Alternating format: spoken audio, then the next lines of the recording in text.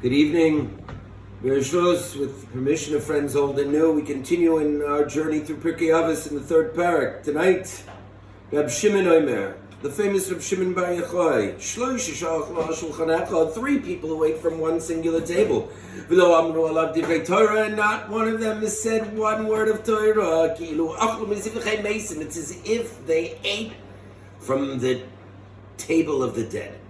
Shenemar ki kol shulchanos mol'u so abeli makom, because all tables are filled with vomit and filth, without a place. Avol shloisha she'achlu al shulchan echad, but three people who ate together at one table. V'yamnu alav divrei Torah, and they said divrei Torah. Ki ilu achlu mishulchano shel makom. It's as if they ate in the presence of Hashem from His table, from the Rebbeinu Shalom's table itself. Shenemar, as it says, "Vayidaber elai zeh hashulchan asher lifnei Hashem." Rabbi Shimon Bar Yochai, as we mentioned last night about the 5 Talmidim who survived the plague and the purge of Rabbi Akiva's 24,000 students, Rabbi Shimon Bar Yochai was one of them, amongst whom we find Rabbi Yossi, Rabbi Yehuda, Rabbi Meir, Rabbi Elazar, and Rabbi Elazar ben Shammua. Now, during this period of time between Pesach and Atzeres, in which we make a quasi-holiday on Lag BaOmer, because the plague ceased on that day, it's very interesting to note that on the day that the plague ceased, on Lag BaOmer, Rabbi Shimon Bar Yochai passed away. According to the Gemara in Sanhedrin, Pei Vav, Stam Sifrei Rabbi Shimon Bar Yochai, that the Sifrei is attributable to him, and the Gemara also tells us that the Mechalta is also attributable to him. He is considered the 4th most cited and quoted sage in all of Shisha Sifrei Mishnah. Number 1 being Rabbi Yehuda, Hanasi, Rabbi, 2 Chachamim, 3 Rabbi Meir, and 4th Rabbi Shimon Bar Yochai. Now, during this time frame when Torah was prohibited, as we discussed a little bit last night with the decrees of Hadrian, the legend goes that Rabbi Shimon Bar Yochai fled persecution with his son Rabbi Elazar to a cave for 12 years. And during this time, Rabbi Shimon Bar Yochai learned, and it's reported that he learned with Eliyahu Hanavi, until one day when Eliyahu Hanavi came and said to him, "Who will come to let Rabbi Shimon Bar Yochai Shimon know that Caesar is dead?" Many stories, legends, tales related in the Gemara concerning when Shimon Bar Yochai came out of the cave and then went back into the cave. So great was Rabbi Shimon Bar Yochai, the Medrash Rabbah tells us the following statement: Shebiyamav lo nir asa hakeshes ba'anan. During his days, a rainbow was never seen. Shekain hu hagen b'zchuyasaf al bnei Dora, because with his merits he protected his entire generation. Ve'ha'olam ha'yoroi lahamshich l'skayim lamano, and the entire world, because of this one individual, Rabbi Shimon Bar Yochai, merited to continue to exist.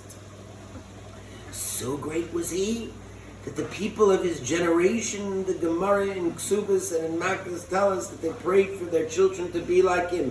Yehi ratzon sheyeh ki Rabbi Shimon Bar Yochai. The Mishnah says, Shloisha she'achlu, 3 people who ate. In the previous Mishnah, we discussed 2 who sit together, but they're idle, they're lazy, they're slothful, they're wasting their time on mundane matters and never utter a word of Torah.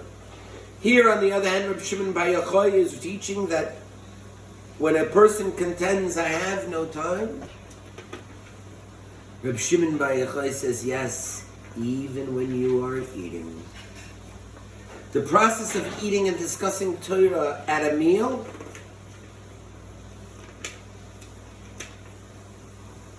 is elevating the mundane into holiness. The question presented is, Do we enjoy the politeness and courtesies and pleasures of the mundane through and with and by and under a halachic rubric?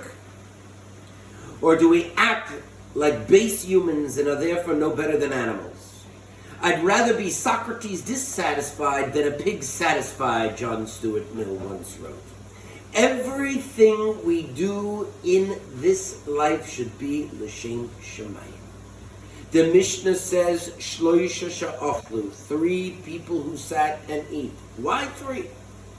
Because according to Rabbeinu Yonah, the number 3 represents a chabura, a gathering, and also constitutes the minimum for a zimun of benching. According to Irving Bunim, when 2 people sit down to eat, like in our last Mishnah, that could be a chance and serendipitous meeting between 2 individuals. But when 3 people come together, it's a planned event. The number 3 is also the minimum necessary to sit in judgment.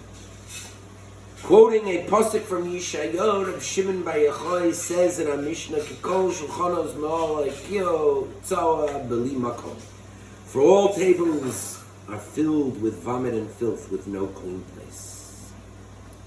Interestingly, ani oimer, lefi ani astaiti, that the first place in the Torah in which the word vomit, ki, is mentioned in the Torah is an exhortation by Hashem to refrain from sexual improprieties.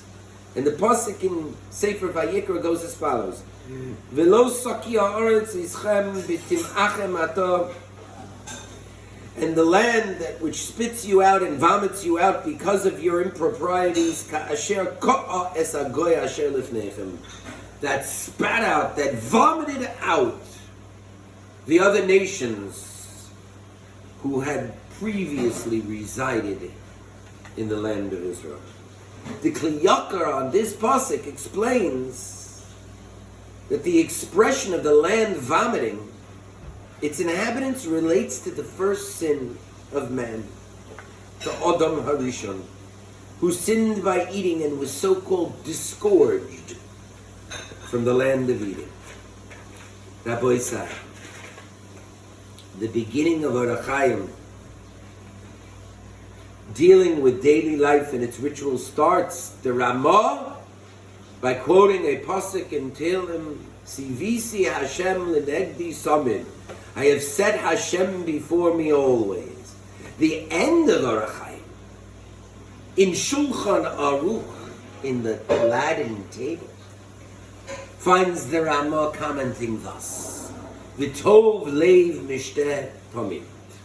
A good-hearted person feasts always and perpetually.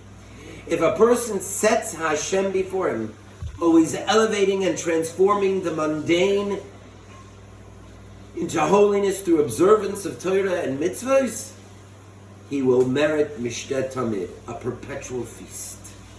But if one does not act properly, then his table is vomit and filth.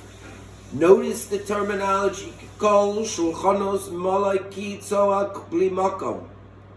Now comes the Mishnah. It says, Shloisha she'achlu, 3 people are eating. Who are these 3 people Rabbi Shimon Bar Yochai is referring to in our Mishnah? 3 people who manage the nation according to some. A chacham, a wise person, a Cohen, and a Navi and a prophet. If they don't act properly in their management and administration of the land, then all their tables are molei ki'avitzoah. They're filled with vomit and filth. But what is a shulchan itself? It's comparable and comparable to karbonos, and a korban needs 3 people to be properly offered. It needs Cohen be'avodoso, a Cohen in his service, a Levi beduchano, a Levi in his assistance, and Yisrael b'ma'amido, and Yisrael standing on his side offering the sacrifice. The Gemara in Tainus tells us and relates that both Rav Nachman and Rabbi Yitzchak, they were at a meal together. Rav Nachman asked Rabbi Yitzchak the following: Lema milsa, tell me a good word. Give me a good word. Speak. Rabbi Yitzchak replied, didn't you know, Rav Nachman, it's prohibited to speak during a meal? Rav Nachman replied, talking Torah is definitely not prohibited. Coming back to our Mishnah. Why would Reb Shimon Bar Yochai compare a meal without Torah to eating from a table made for sacrificing the dead? Ki'ilu achlu mizivchei mesim. Because in Tehillim it says the following: Vayitzmadu lebal pa'or vayeachlu mizivchei mesim. Excuse me. They attached to Baal Pa'or and ate sacrifices of the dead.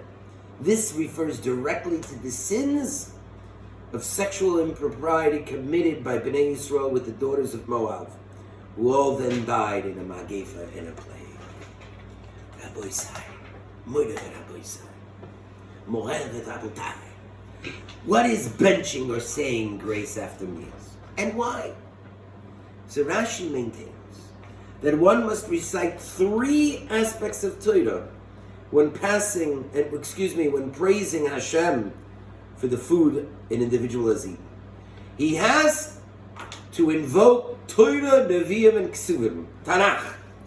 Tosfos Yom Tov explains that the first bracha of benching Moshe Rabbeinu established, and therefore when one recites the first bracha, you're fulfilling the Torah aspect.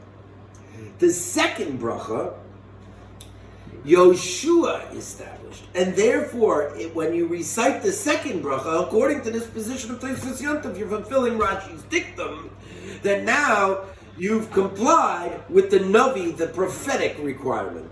And lastly, the third bracha of benching, David and Shlomo wrote, and they are also the authors of Tehillim, Koheles, and Mishlei, fulfilling the Ksuvim element. Precisely because eating is a mundane and necessary act, it invites elevation. Eating may be inclined to either the good, or it could be inclined in a bad direction. If I imbue my consumption with the desire to recognize and elevate the holiness of what I put in my mouth, and the desire to use that substance to fuel study and prayer and good work in the world, then I tip and I lean my body and soul in a good direction. But if I root my consumption in the desire to merely satiate my body without awareness of goodly or any goodly intentions, then I tip my body and soul in a bad direction. If I eat with the intention of strengthening my body in order to do holy work in the world, then that assumption allows me to fulfill that intention. But if I eat with the intention of only feeding my body in meat space, then I implicitly deny the importance of heart and spirit, and in so doing, moor myself utterly in the physical and the temporal.